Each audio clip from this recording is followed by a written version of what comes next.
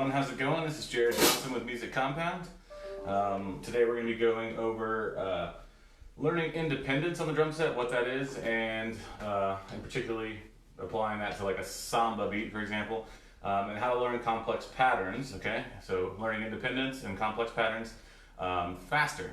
So this is just a method that I really like using, or like teaching. It does require a little bit of patience on the person who's practicing's part, but I really think it's one of the best ways to kind of like internalize some of these complex patterns and ideas. So we're gonna get started in just a couple minutes. Just gonna wait for a few people to sign on, and we'll get started.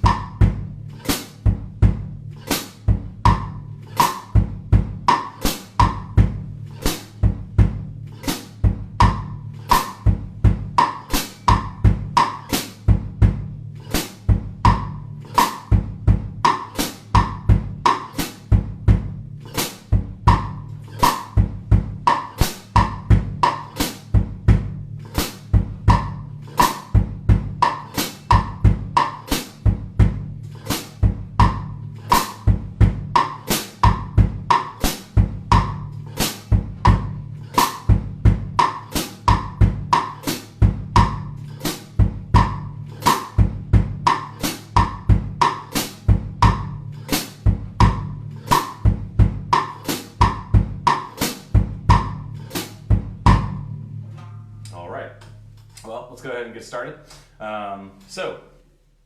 Basically, we're going to be talking about independence. As I mentioned, once again, if you're just hopping on, my name is Jared Johnson with Music Compound.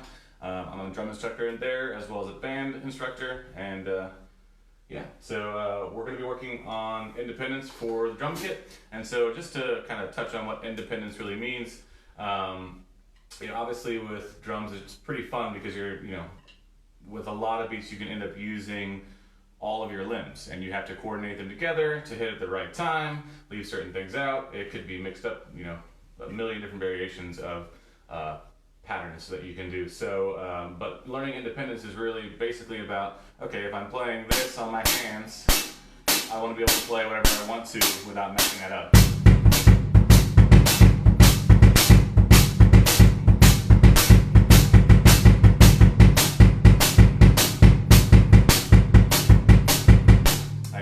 Floops in there where I kind of got a little bit off of my head. So but we work on that a lot as drummers, especially when we're learning early on, like the bass drum coordination with our just playing the classic, that kind of beat, and learning how to do bass drum variations. A lot of those bass drum parts end up being what we call syncopated, where they're kind of in between hi-hat hits. Some of them might be with a hi-hat hit, and then right before it or after that, it has to do one on its own. That can be pretty complicated if you're not used to it. So just working on, having it so your limbs aren't dependent on one another. You can kind of play separate things on everything and not have it affect you too much. So usually we end up kind of learning this by just learning a bunch of different variations and combinations, and kind of like learning those slowly. And that's great. There's nothing wrong with that. I think, over the years you kind of just pick up a lot of that stuff. And as you do more and more beats that have more and more variations, you kind of just get to the point where you can, do most of those variations. If you've been practicing and playing a bunch of different types of stuff, you can do a lot of those pretty well, unless it gets super, super complicated. And so what I wanted to talk about, though, was kind of a faster way than maybe just kind of over the years picking them up by playing this one beat and then this other one, and maybe you learn it for this song. maybe like looking at a system to really kind of internalize those parts a little bit faster. So you will still have to kind of reach out and try to learn new beats. But you can also take some patterns and just kind of really try to do a bunch of different permutations over top of that. So maybe you come up with a foot pattern, you know, the one we're going to be playing today. Maybe you practice playing stuff over top of that. But I wanted to talk about doing that. And then also I wanted to show you like a samba beat. And I am working on this with several students right now. And it is a pretty complex beat. So I wanted to kind of go over what that looks like and how I would recommend learning it. Now this way of learning is a little more, not really complex, it just takes a little more time. So it's kind of just, you know, pairing together several different, so basically on this samba beat we're going to be playing, you know, 4 different things, a steady ride pattern with, you know, bell accents, and then part of the time we're playing just on the bow of the cymbal, the regular part of the ride cymbal. You're going to be using your hi-hat foot to play stuff, your bass drum foot to play stuff, and you're going to be playing cross stick on the snare drum as well. So you're doing all those things, and some of the patterns are a little bit complex just to play, as far as like they're pretty syncopated sometimes. So so it can be pretty tricky, but just how to kind of combine those different elements together once you just get the individual parts down, and then start combining them together and eventually kind of layer in other sections. So we're going to talk about that in a minute. I guess let's go ahead and jump into this samba really quickly though, and then we'll also talk about how to just kind of like, if you're not working on a specific beat, just work on some independence by itself. So I'm going to go ahead and hold this up. Now this is kind of a, if you don't read music, this could be a little bit, what the heck's going on here? So let me explain kind of what's going on here.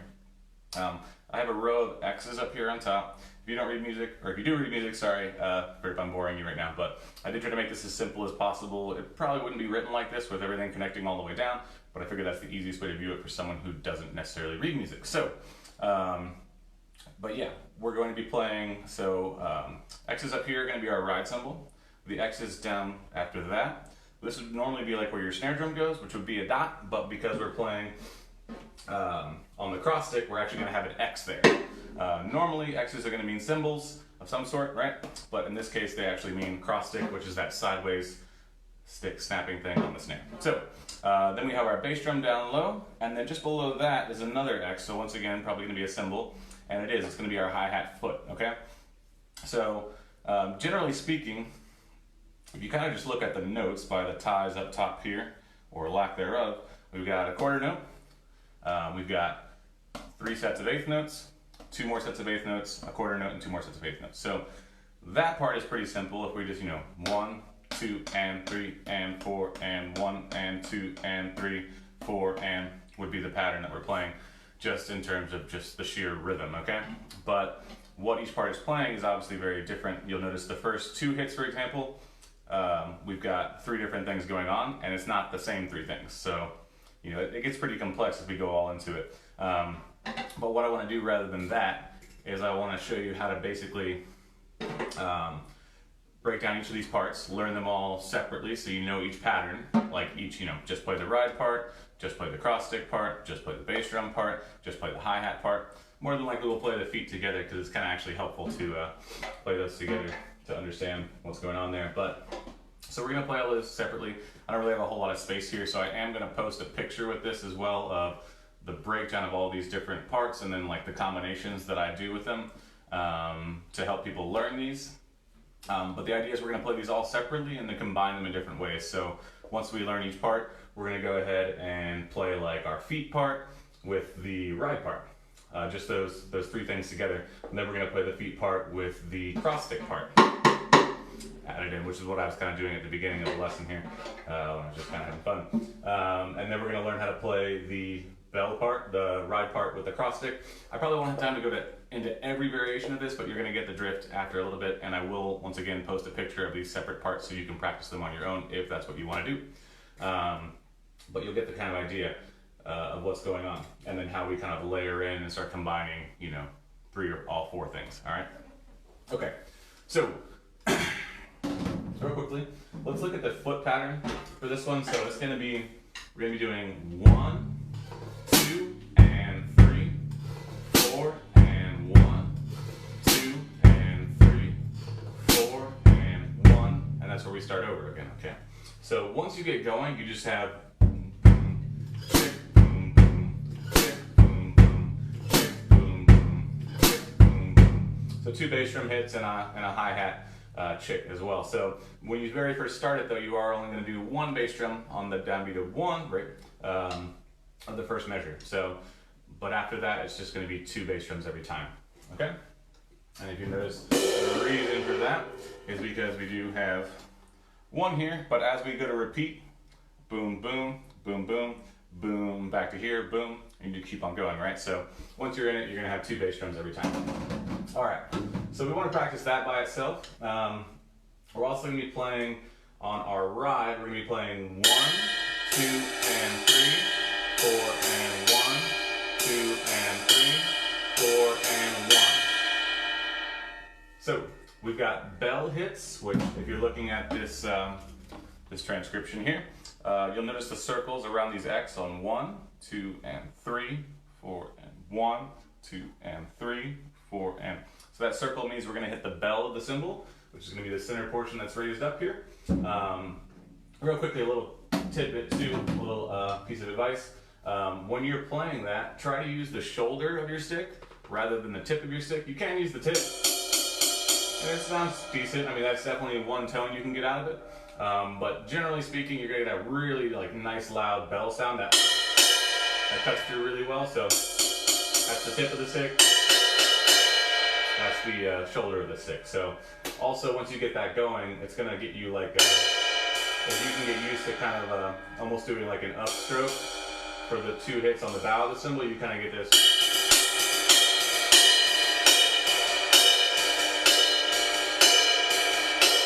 motion going, and when you get faster, it's really, really convenient. You don't really have to think about it. Okay? So, yeah. Once again, 1, 2, and 3, 4, and 1, 2, and 3, 4, and 1. Just to clarify, I am using the tip of my stick to hit the main part of the ride cymbal. So, and then the cross stick part that we're going to be looking at is going to be, we're going to be playing in time with the quarter notes on 4 out of the total 7 hits, which is kind of nice. So in the first measure, we're going to be playing 1, 2, so literally just quarter notes 1 and 2. And in the last measure, we're going to be playing on 3, 4 at the end of the measure, okay? So that's kind of nice because they're all going to be nice in a line on quarter notes. Where it gets a little bit tricky, so let's look at this one more time. So right here, I've got cross sticks on, 1 and 2. Now, right here, it gets a little bit tricky. Here's beat 3. And then you see a cross stick after that, beat 4, a cross stick after that. So we're looking at playing on the upbeats, the ands of 3, 4, and 1. So we'll go over what that sounds like right now. But that's where it gets a little bit tricky. You go from playing on downbeats to playing on the upbeats, okay? So if I'm counting eighth notes, 1 and 2 and 3 and 4 and 1 and 2 and 3 and 4 and 1 and 2 and 3 and 4 and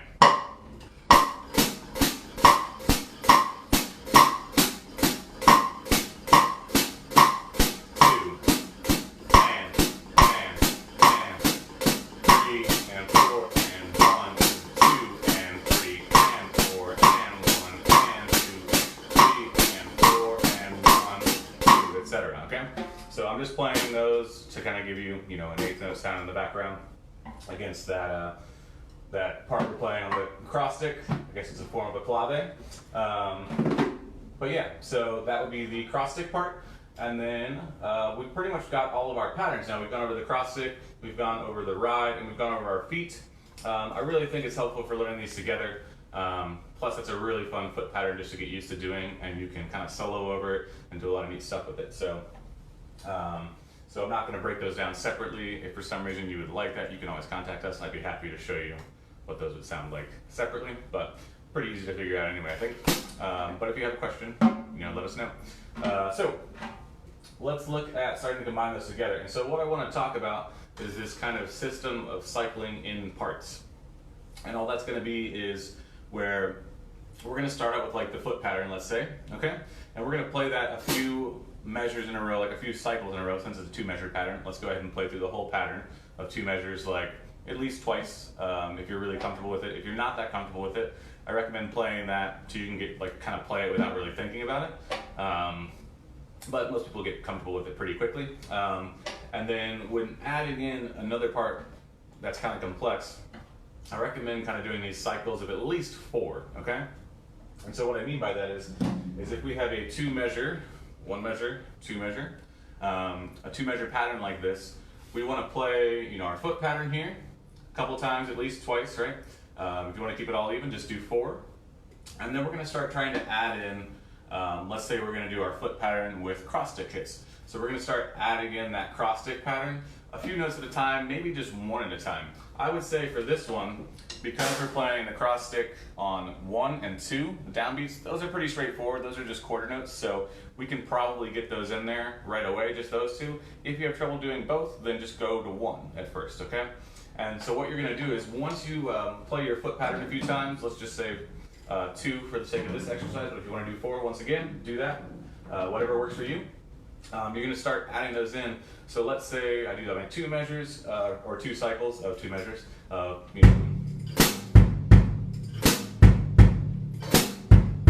that's 1. And when I get back around here, I'm going to do my first 2 cross sticks on 1, 2.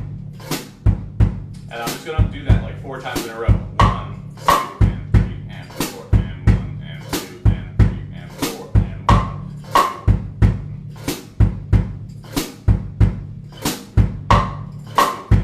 and 3, and 4, and 2, and 3, and 4, and 1.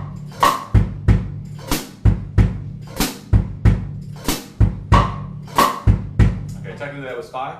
So at that point, I would probably start adding in my next cross stick hit. So once again, I'm doing our foot pattern down here with the bass drum and hi-hat, and then I'm only playing the cross stick part in the middle there. I'm not playing our ride part at all right now. So,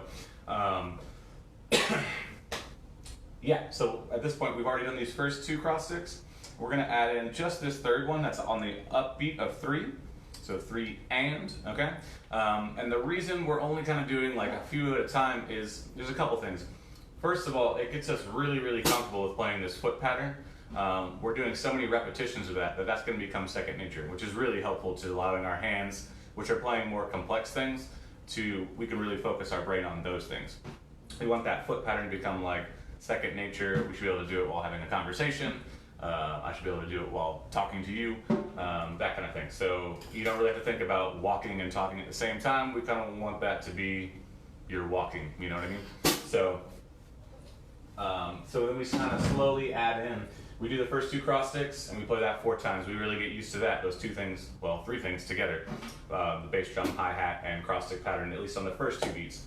We get like a good 4 repetitions of that in, and then we add in maybe just 1 of those offbeat cross sticks, and then we're gonna do 4 repetitions of that. Okay, and we're gonna get really used to how that feels. And then when we do that, we're gonna do another 4 with the cross stick on the and of 4 of the first measure. So, and by doing this, we're just getting a lot of repetitions of the things we've already done, and hopefully it's kind of solidifying those. I have a lot of students who kind of want to just like, especially if they're good at reading, they want to kind of just like go through it all really slowly. And that can work. And if you really work at it, you can start to get it where you're like, hey, if you're good at reading it, you know, that can make a difference. But a lot of times what happens is because it's so complex, you're reading it and you're doing it. You know, you might try it like 10 times and finally get it right on the 11th time, but you haven't really started to internalize any of those patterns or like really kind of feel the music of those patterns. Where it's like, you know, if someone tells you, oh, sing happy birthday, even if you're terrible with pitch or something like that, you can still, you know, put out a pretty good version of Happy Birthday on the spot because you know that song really, really well. So we want to get to where you know these parts really, really well, like a song in your head that you just can't forget. As soon as someone says it, you boom, that's what you think of, okay? And then by slowly adding in these parts, we really understand each little extra bit's role in the overall thing and how it fits in with everything else, okay? Cool. So let's go ahead and cycle through this. You kind of get the gist, I think, at this point. But the biggest thing here is just being patient. I think the biggest problem is going to be you're not going to want to do this for some people, you know? They don't just want to spend that much time. But this method of kind of cycling through is just super, super helpful. for just really internalizing those parts. So I would say just give it a shot. You know, you don't have to do it all in one day and spend like an hour and a half working on one beat. You know, just pick one pattern, you know, and get that down the first day, work on another one the next day maybe, really just kind of throughout the rest of the week, like make sure you know those patterns really well, and then start combining them, or, you know, work on the other couple patterns. You know, stuff like the boom, boom, boom, boom, boom, boom, boom, boom, boom. I mean, you can practice that sitting on a bus, you can practice that sitting, you know, in class while you're taking notes, boom, chick, boom, boom, you know, writing stuff down. It's not really too complicated, but just practicing those little foot movements and getting used to that. You know, whenever you're kind of just sitting there watching TV without a drum kit in front of you, just practice those little foot patterns and see if you can do stuff over top. So, I'm not really going to go through cycling through the entire beat. I think you get the gist, but this will definitely, it helps to be able to read in this case, just because we want to be able to break down these different patterns. So if you're trying to learn one and maybe you have this, like someone's, you know, maybe you found online like how to play a samba and it has this written music for you. You can kind of go through though and kind of break down, even without being great at reading music or anything, you can kind of break down each part and try to just separate it and put it by itself, and then just learn each of those separate parts. So a little bit of understanding of how to read music could be helpful, but it's not the end of the world. I mean, honestly, especially with something like this, you can kind of just see, you know, if one stem connects all three of these notes, I'm playing all three of those things. So as long as you understand what those three things are, you'll kind of be able to get by. And just kind of, you can go through and separate these parts individually and practice them. So, and even if you're not familiar with like what these, you know, ba, da, da, da, da, da, da, da, da, da, da, da, da, da, da, even if you can't even read quarter notes and eighth notes, you can still go listen to like someone playing these parts broken down slowly, so you can at least hear what the rhythms sound like, and at least just use this to see where the parts line up and kind of cycle and, you know, adding in little bits and pieces. So, but yeah, that's my little tip for learning some of these complicated parts faster. And the other thing I want to talk about, so besides just learning, you know, one specific part of playing that's going to, you know, help you with your independence, you can, you know, come up with something that you want to do. It can be hand patterns that you're keeping steady and playing something different with your feet. It can be feet patterns that you're playing, or a foot pattern, and you want to try and play stuff with your hands that you don't want to mess up. You could even try playing, you know, two different patterns with your hands while trying to not mess up your foot pattern, that kind of thing. So just kind of experimenting a little bit and coming up, being creative with just ways to kind of, you know, test yourself and see what you can do, and just take note of the things that you don't do well and maybe spend a little bit of time on those. So if we take even this samba pattern, can you play eighth notes?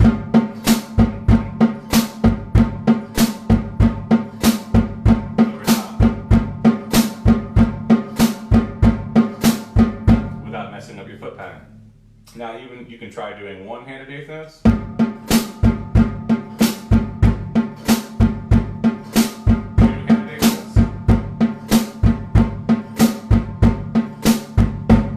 Practice leading with your left hand or your right hand. Then you can try 16th notes. You could try triplets over top. So let's hear it. 1, 2, and 3, 4,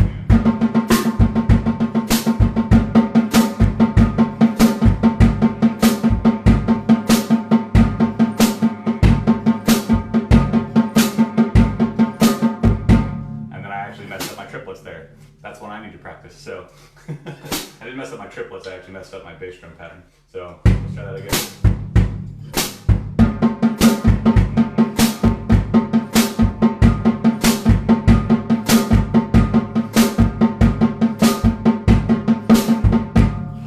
That one's definitely one I need to work on. But so that's a perfect example of me just sitting there and probably working on that, kind of breaking them down, seeing how they line up a little bit, and seeing if I can lock those in. You know, working on, if you already know how to play double stroke rolls, you know.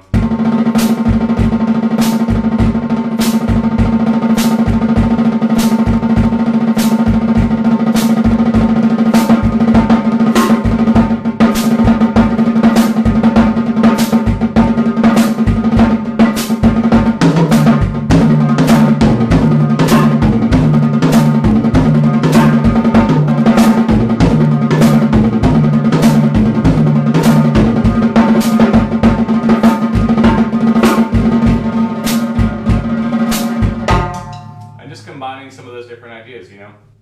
And don't try to do it all at once, you know. Spend a day like I just spend a day working on those triplets, and then try incorporating it with some other ideas, and then go back and spend some more time on those triplets, and play it with that pattern. So yeah, that's my I think my bit for today. So yeah, if you have any questions, please contact us. Please remember that you know, once again, this is Music Compound. We are still open for lessons. We're doing those virtually right now. So if you have someone who might be interested in that, sitting around bored at home, especially with summer coming up, please have them contact us and ask us about some lessons that you can do online. Also, I think we are going to be doing, we're part of phase 2, so I think we're going to be doing a kind of small summer camp with a few students. Obviously, we have to be very careful about how many people we have there, and we want to make sure we have plenty of time to like clean up after everyone, and make sure there's enough space, and that we're, you know, obeying all the safety and health regulations. So, but we are going to have a small summer camp, so if that's something that you're interested in for this summer, please contact us as well. And once again, my name is Jared Johnson, and we'll see you soon. Thanks.